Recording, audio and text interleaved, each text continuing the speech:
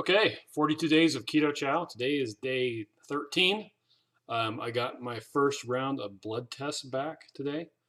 Um, they weren't really anything particularly exciting. Um, it's This was more of the baseline that I'm referring to it as test number 0, because I just done a week where I was only doing heavy cream.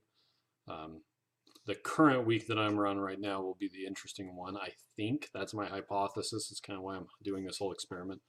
But yeah, let's see. Yeah, my LDL was, I mean, my HDL was 52, which is decent. LDL was 116, which I don't care about, but doctors would freak out about. My particle count is actually something that possibly could be of more concern, and that's at 1242. But my triglycerides, you know what? I don't even remember what my triglycerides were. Hold on a second. Let's see. Let me pull up the spreadsheet. This is all, by the way, linked in the blog post that accompanies this video. Triglycerides. Oh, they were 104. So it's about normal for me anymore. When the whole reason why I'm doing this test in the first place is because when I did that week of avocado oil, my triglycerides went up to 199, and before then they were 95, 104, and 113. So just trying to see if I can kind of replicate that sort of stuff. And yeah, now one interesting thing is that my hemoglobin A1c, which is a measurement of the amount of glucose my red blood cells have come in contact with during their lifespan. That's been consistently coming down. It was the first time I ever got it tested, which was quite recently in October. It was 5.1, then 4.9 in November, and now it's 4.8. I'm very clearly not diabetic, which shocker, especially on a ketogenic diet. But I wasn't diabetic before I started keto, which was back in October of 2014. But I did have metabolic syndrome. I was overweight. I had high blood pressure, um, all that sort of stuff. So I was on my way probably to becoming diabetic, but luckily I dodged that bullet. And yeah, right now I'm even more so not diabetic. Um, but I put some stuff in the in my blog post regarding A1C. It's kind of interesting. I'll see if I can find the link and eventually put it up there. But Richard Morris of Two Keto Dudes talks about it quite a bit, that when they medicate diabetics with insulin, they they're just trying to bring down their glucose to a certain level to keep it so that it won't be quite as bad as it is. I can't remember if it's like 6.2 or 6.4 is what they're aiming for with insulin and all the other medications when you have a diabetic. But the problem is that for every percentage point higher, and that's what A1C is that we use here in the United States, it's a percentage of your red blood cells that are glycated. And there's the description of what that is in my blog post too. But for every percent higher, so if you go from a 6 to a 7 or 7 to an 8, there's a significant increase in the likelihood that you're going to die, which in technical terms is all-cause mortality. And you don't want to die. I mean, that's generally the idea is you want to live. Well, doctors won't prescribe enough medication to bring down your A1C to a normal level, because if they do that, so they wouldn't, for instance, prescribe someone down to a 4.8, which I'm at right now. They would go for a much higher number. And because if you give someone too much insulin, you can bring down their glucose to a level where they'll actually go into a diabetic coma with low blood sugar. And you don't want that. And so it's easier to leave it at a high level where irreparable harm is coming to the person. and that's kind of crazy.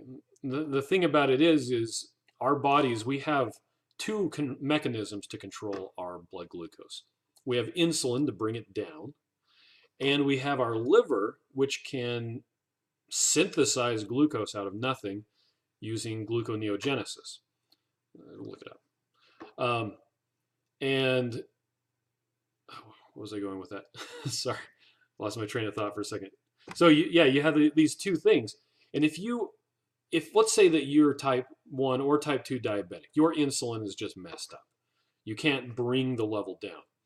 Well, if you don't bring the level up by not eating food with glucose in it, carbohydrates, then your body will say, eventually it'll come down enough that your body will say, you know what, maybe we should make some more.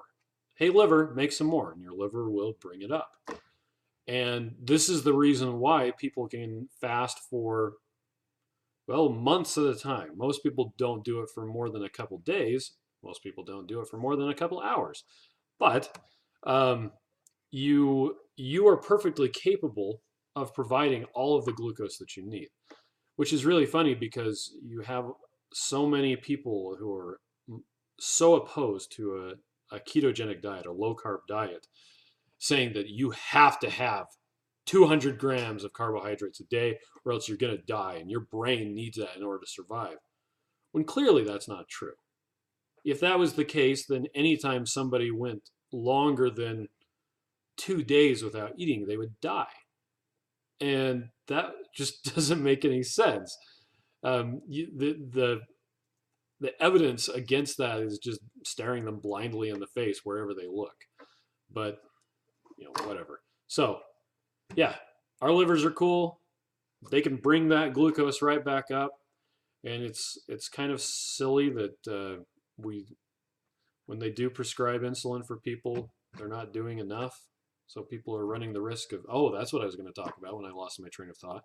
Um, I've been listening to the Obesity Code podcast with Dr. Jason Fung and Megan Ramos and the two keto dudes.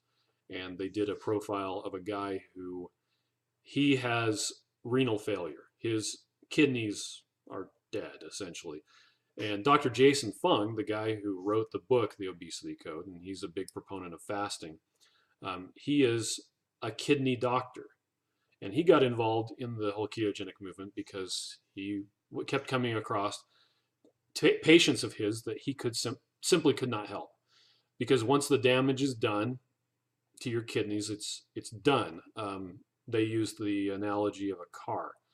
If you never put oil in a car, once your engine is damaged, then the engine, it doesn't matter if you fix the problem, if you put oil in the car, or in this case, you go on a ketogenic diet and cure your diabetes. The damage is done, and your kidneys, they're not going to get better. They simply don't. You have to get a transplant.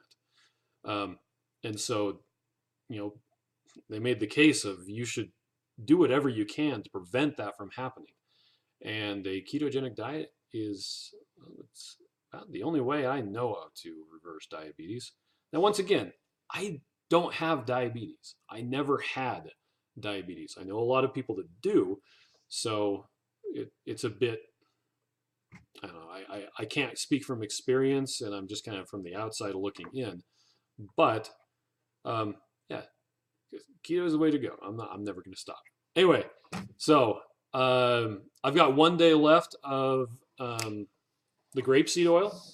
So in fact, I only have to mix up one Keto Chow because I've got two. I think I've got two in the fridge for tomorrow because tomorrow's Thursday and Friday I do my blood test. Yeah. So we'll be back on heavy cream. That'll be fun. Anyway, yeah. Catch you later. Oh, all this stuff. Like I said in an earlier video, our house is definitely under construction. I meant to shoot this at my office when I was on my way home, but I forgot. And I also didn't have my laptop with me, so I couldn't. So I came home, and did a bunch of stuff, and then decided, oh, you know what, I should shoot that video. And our main computer is just sitting here in the middle of construction zone, and over here you've got the camp chairs that we use as a sofa right now because our sofas are actually they're being stored at the warehouse. And you got all sorts of construction stuff. Anyway, yeah. Okay.